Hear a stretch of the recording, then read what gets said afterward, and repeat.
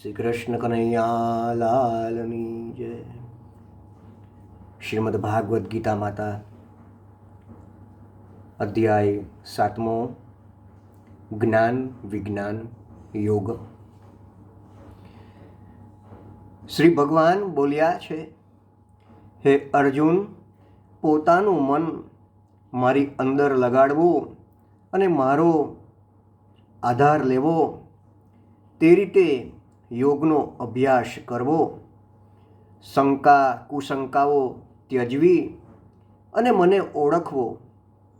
બધી વિભૂતિઓ, બધા બળ અને બધા ઐશ્વર્યવાળો હું જ છું. આવા મને કઈ રીતે ઓળખી શકાય તે સમજાવું છું. શાસ્ત્રોમાં દર્શાવેલા જ્ઞાન વિજ્ઞાન હું તને હવે સમજાવું છું. જે આ જ્ઞાન જાણે તેને બીજું કાંઈ જ જાણવાનું બાકી રહેતું નથી. યોગ્ય મનુષ્ય જ આ જ્ઞાન પ્રાપ્ત કરી શકે છે.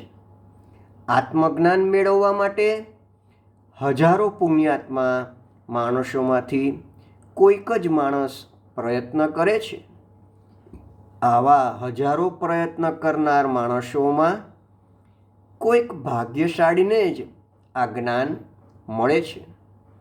અને આવા હજારો જ્ઞાની માણસોમાં કોઈકના ઉપર મારી કૃપા ઉતરે તો તેવો કોઈક જ માણસ મને ઓળખે છે. પૃથ્વી, પાણી, તેજ, વાયુ, આકાશ, મન, બુદ્ધિ અને અહંકાર, આ બધા કરતાં મારી પ્રકૃતિ જુદી જ છે.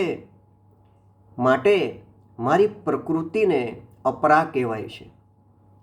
જીવ સ્વરૂપની બીજી પ્રકૃતિને પરા પ્રકૃતિ કહેવાય છે. પરા પ્રકૃતિ વડે જ આ સૃષ્ટિ ટકી રહી છે.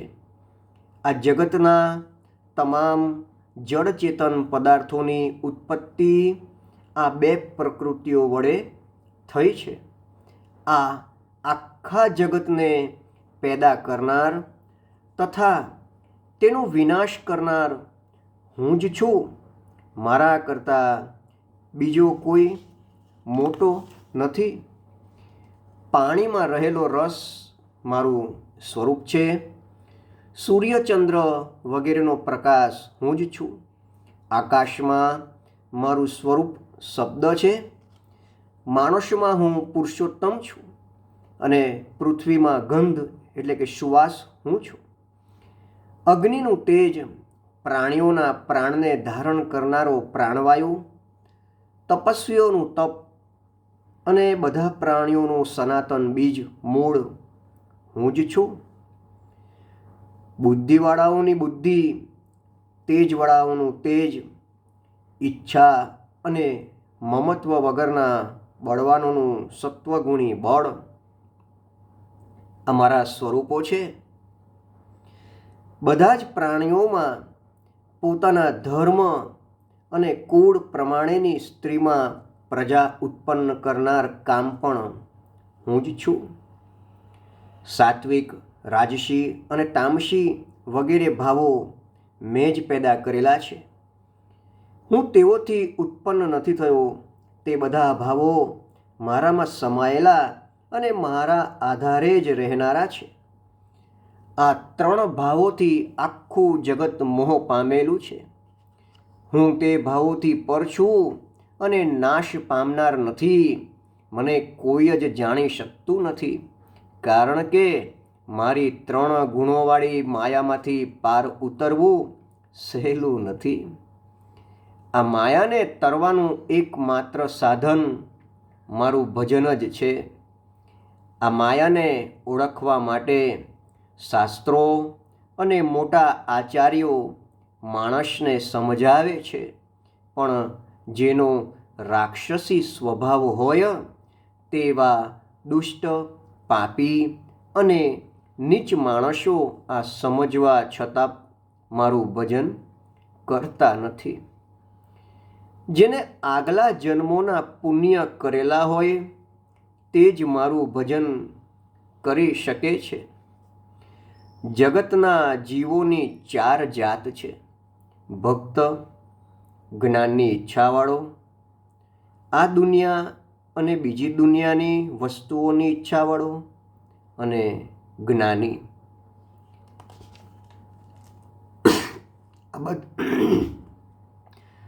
આ બધામાં ભક્તિ જ્ઞાનવાળો બધાથી શ્રેષ્ઠ ગણવો, કારણ કે તેને શરીર વગેરે વસ્તુઓનું અભિમાન હોતું નથી. તેને તો માત્ર હું વહાલો લાગુ છું અને માટે જ મને પણ તે ભક્ત વહાલો લાગે છે. જ્ઞાની છે તે મારા જ સ્વરૂપે છે, મારા આત્મરૂપ છે, અને તેથી તે મારામાં લીન થઈ જાય છે.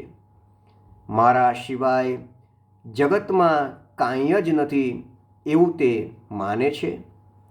ઘણા જન્મોનું પુણ્ય એકઠું થાય ત્યારે પોતાના છેલ્લા જન્મમાં મારા આવા ભક્તને જ્ઞાન પ્રાપ્ત થાય અને સમસ્ત જગતને તે સમાન દ્રષ્ટિથી જોનારો બને અને તે બધામાં મારા જ સ્વરૂપને ભજે. પણ આવા જ્ઞાની ભક્ત અસંખ્યમાં કોક જ હોય છે. સંતાન મેળવવા, દુશ્મનો ઉપર જીત મેળવવી, ખ્યાતિ અથવા નામના પ્રાપ્ત કરવી, આ બધી મહેચ્છાઓને લીધે માણસ વિવેક ગુમાવી દે છે અને તેથી તે જુદા જુદા હલકા પ્રકારના દેવોને ભજે છે. આમ પહેલાંના જન્મની અધૂરી ઈચ્છા પૂરી કરવા તે પ્રકારના નિયમોથી તે ઉપાસના કરે છે. ઈશ્વર તે માણસોની દેવ ઉપરની તે પ્રકારની શ્રદ્ધાને બળવાન બનાવવામાં સહાય કરે છે. આ રીતે ભગવાન શ્રદ્ધાથી પૂજન કરે તેથી તે દેવ તેની ઈચ્છાઓ પાર પાડે અને જીવને ઈચ્છિત વસ્તુ મળી જાય. આ કર્મનું નિર્માણ પણ ભગવાને જ કરેલું હોય છે અને જુદા જુદા દેવો પણ તે ઈશ્વરનું જ રૂપ હોય છે.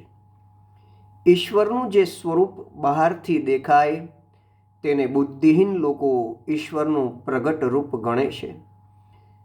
ખરેખર તો ભગવાનના નાશ ન પામનારા સર્વોત્તમ સ્વરૂપને તે લોકો જાણી શકતા જ નથી. આ સૃષ્ટિનું રક્ષણ કરવા ભગવાન લીલા કરે અને વિવિધ સ્વરૂપે પ્રગટ થાય. મૂઢ લોકો તેને સમજે નહીં એટલે ભગવાનને પણ દેહ ધારણ કરનારા દેવની જેમ ભજે. આમ કરવાથી તેને ફળ તો મળે જ, પણ તે ફળ ક્ષણિક અથવા નાશ પામનારું હોય છે. ભગવાનની તેમની યોગમાયાના બળ વડે ગુપ્ત એટલે કે છુપાયેલા રહે છે, એટલે બધા તે પ્રભુને મેળવી શકતા નથી.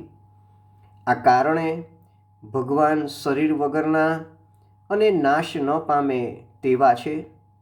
એ વાત મૂર્ખા લોકોને સમજાતી નથી. ભગવાન તો ત્રણેય કાળના સર્વ જીવોને જાણે છે, પણ પ્રભુની માયાથી લોકો ભાન ખોઈ નાખે છે અને પ્રભુને ઓળખી શકતા જ નથી.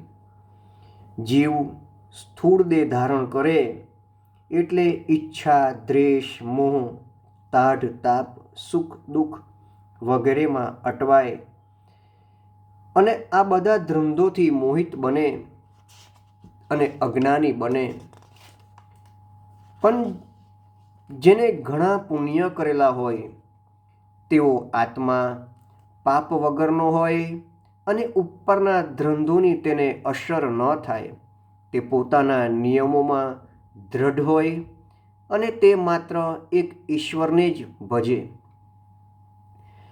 ભગવાનનો જ આશરો લઈ જે જન્મ, મરણ, ઘડપણ વગેરેથી છૂટવાનો પ્રયત્ન કરે તે જ બ્રહ્મને ઓળખી શકે.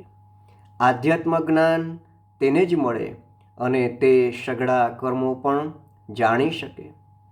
અધિભૂત, અધિદેવ અને અધિયજ્ઞ આ બધા પ્રભુને જે ઓળખે તે અંત સમયે પણ પ્રભુને જાણી શકે અને પરમાત્મામાં લીન થઈ જાય છે.